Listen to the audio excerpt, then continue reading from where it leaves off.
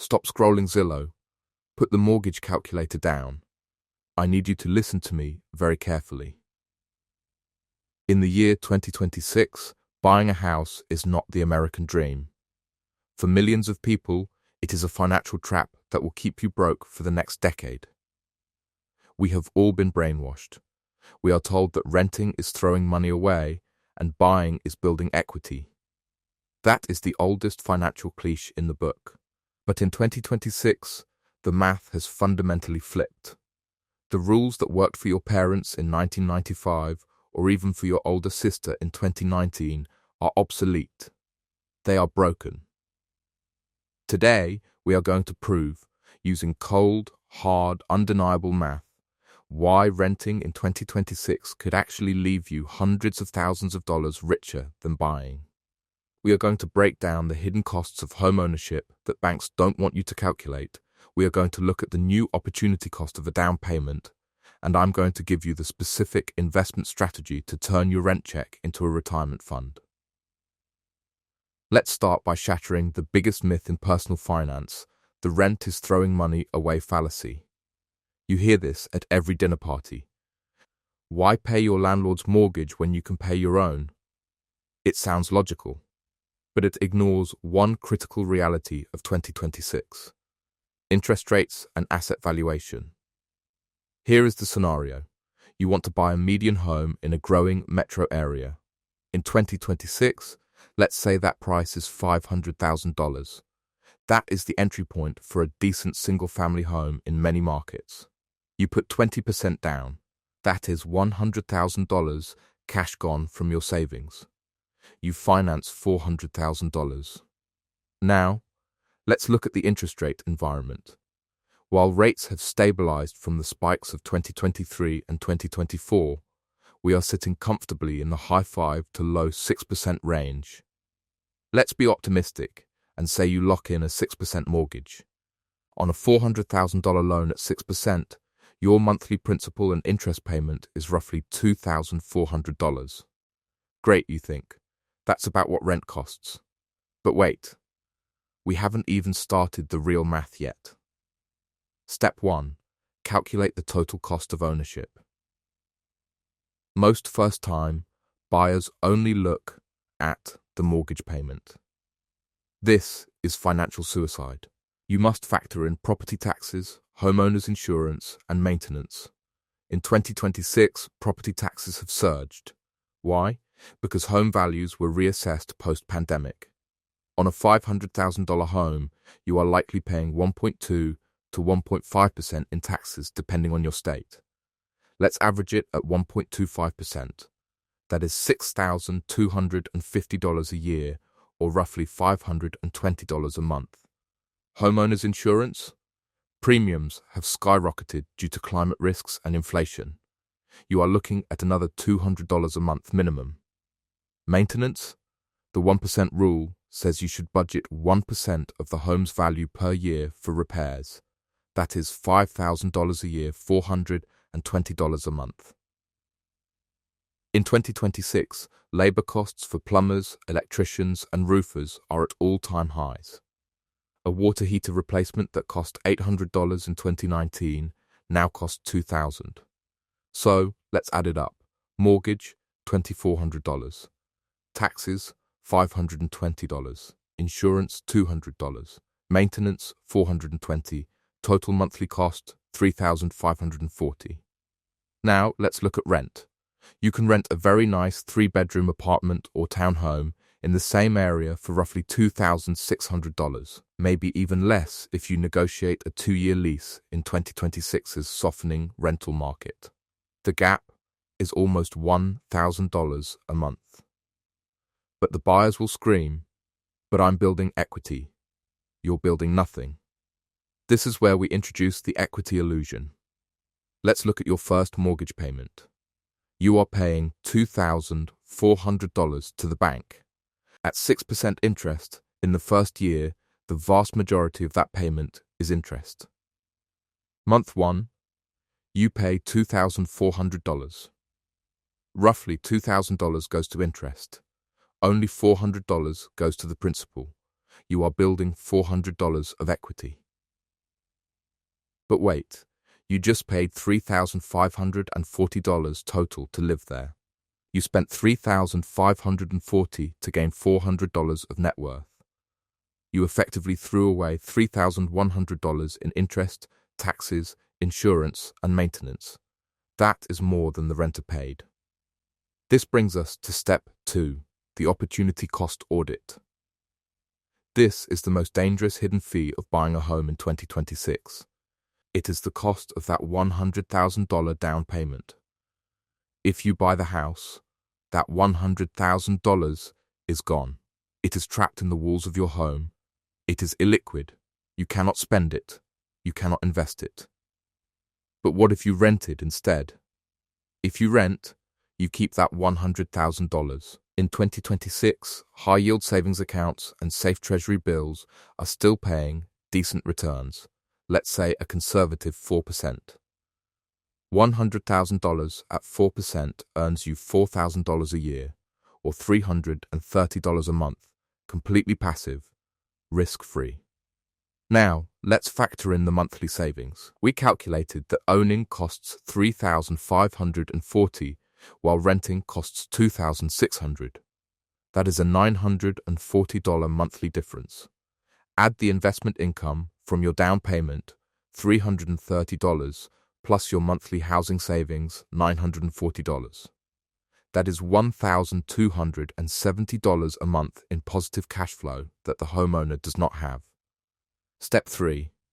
The rent and invest strategy. If you are disciplined, and this is the key, you will take that $1,270 and invest it every single month into the S&P 500. Let's run the numbers over a 10-year period. The homeowner buys the $500,000 house. Let's assume the market appreciates at a historical average of 3% per year. After 10 years, the house is worth roughly $670,000. You have paid down your mortgage to about $300,000. Your equity is roughly $370,000. You have gained $370,000 in net worth. Not bad. Now the renter. You started with $100,000 in the market. You added $1,270 a month. Let's assume a conservative 7% average annual return on the stock market. After 10 years, your starting $100,000 has doubled to roughly $200,000. Your monthly contributions of $15,000 a year, compounded at 7%, that adds up to another $220,000. Total net worth of the renter, roughly $420,000. The renter is $50,000 richer than the homeowner. And here is the kicker. The renter has liquidity. If you lose your job in 2029, the renter has $420,000 in liquid stocks they can sell or borrow against. The homeowner has a house they cannot sell quickly and no cash. Now, I hear the critics. But rent prices go up. My mortgage is fixed. True. But in 2026, we are seeing a unique market correction. Because so many people are priced out of buying, the rental supply has increased, keeping rental growth flat in many major cities. Meanwhile, homeowners are seeing hidden costs rise. Home fees are spiking. Insurance premiums in places like Florida and California are going up 20% a year. The fixed mortgage is just one line item in a sea of rising costs. This brings us to the mobility multiplier. Step 4. The career arbitrage. This is the hidden wealth factor that math equations often miss. In 2026, the job market is dynamic. Remote work has stabilized, but the highest paying jobs often require you to move to new hubs or switch companies every 2 to 3 years to get a significant raise. If you own a home, you are anchored. If you get a job offer in a different state that pays 20% more, you hesitate. I have to sell the house. Selling a house costs 6% in realtor fees plus closing costs. On a $500,000 house, that is $30,000 lost to transaction fees. If you rented, you give your notice. You move. You take the raise. Let's say you switch jobs 3 times in 10 years because you are mobile. Each switch gives you a 15% raise. Starting salary, $80,000. Year 3 raise, $92,000. Year 6 raise, $105,000. Year 9 raise, $120,000. By staying mobile, you are earning $40,000 a year more than you would have if you stayed put. Over 10 years, that extra earning potential could be $100,000 in additional income. The homeowner, anchored by their asset, misses out on these opportunities. Now, let's look at the market prediction for 2026 specifically. We are entering a period where home prices are high, but inventory is slowly rising. The bidding wars of 2021 are gone. In many markets, prices are flat or correcting. If you buy a house at the peak of a cycle and it stays flat for 5 years, your return on investment is 0. Meanwhile, you are paying tens of thousands in interest and taxes. The strategy for 2026 is simple: don't catch a falling knife. If you are in an expensive market, let the prices stabilize. Keep your cash fluid. So, when should you buy? Step 5. The buy signal checklist. Do not buy until these 3 conditions are met. The rent-to-price ratio. If the annual rent for a home is more than 5% of the purchase price, it is cheaper to own. If rent is $2,000 a month, $24,000 a year, and the house is $400,000, the ratio is 6%. Buy. But in our example earlier, rent is $24,000 on a $500,000 home. That is a 4.8% ratio. The math says rent. You will stay for 7 years minimum. This is the break-even point for closing costs and transaction fees. If you aren't sure you'll be there in 2033, do not buy. Your mortgage rate is below 5%. If rates are 6 or 7%, the interest drag is too heavy. Wait for rates to drop or buy points. If you don't meet these criteria, renting is not throwing money away. Renting is paying for flexibility, liquidity, and the opportunity to invest your down payment elsewhere. Let's pivot to the specific investment vehicles for the renter in 2026. If you are sitting on that $100,000 down payment, where do you put it to beat the housing market? First, index funds. The S&P 500 has historically returned 10%. Even conservatively at 7 to 8%, it outperforms residential real estate when you factor in the heavy costs of taxes and maintenance. Real estate appreciation averages 3 to 4% nationally. Stocks beat houses on pure appreciation. Second, REITs, real estate investment trusts. This is the irony. You can be a renter, but still profit from real estate. By investing in a REIT, you own a slice of commercial properties, apartments, and data centers. You get the income and appreciation without fixing a leaky toilet or paying property taxes directly. In 2026, REITs are yielding 4 to 6% in dividends alone, plus appreciation. That beats the rental yield on your own home. Third, the arbitrage strategy. Rent a luxury apartment that includes amenities, a gym, a pool, a co-working space. These are perks you'd pay extra for if you owned a home. By using the apartment gym, you save $100 a month on a gym membership. By using the co-working space, you save on office costs. This is lifestyle arbitrage. Let's do a final case study to cement this. Imagine 2 twins, Alex and Sam. Both have $100,000 saved. Both earn the same salary. Alex buys the $500,000 house. He pours his money in. He spends his weekends mowing the lawn and fixing the disposal. He feels proud.